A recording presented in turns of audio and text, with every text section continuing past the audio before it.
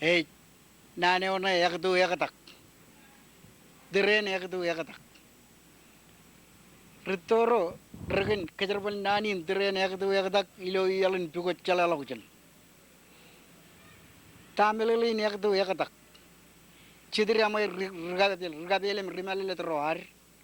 ilo diren ay yakdu tongan ke awle chalalaujan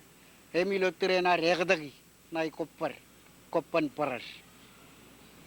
keret nanin rek kacito to kage teren yakdu yakatak terenan rimalile tro yakdu ilo yin chidiram ngan rijidiram ro teren ay yakatak em kanne parair cari jala pelo yin katak em chugul rigagiran rejak dua jala lok jenen em rijiguran yakatak nai parair ewe karbarur kain kenan rodini perilo ran komoda kenan nejba idren yakdu yakatak kar tren archidrama rimalile troar em bakjala lokjen wai rigichen lang igichen meto igichen eni em aule pelagir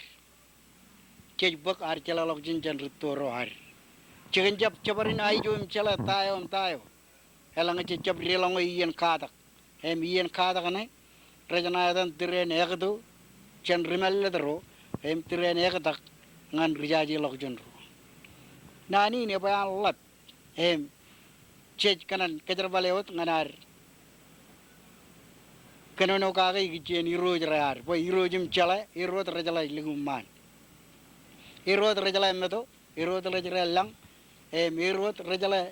kin manit imawle ben min go kubu yer em lang rajaba tren yak do yak dak ewa tren ar ke ba iroj roar kapur kabel ro em bak chala lok chen chala lok chen engane melele nan tren yak do yak dak Pulen rodum jit rajrong jaga nani nim karkachi de gina kari to kachi de kage pule de ba air melele akal tata ngan kachi de rain igi cheno nani tren yak do yak dak chich kemelele kum chong dar marong embalang ngai chilango ijo ko tarbu kage chojim chubar to kali liyo akia jana emma chen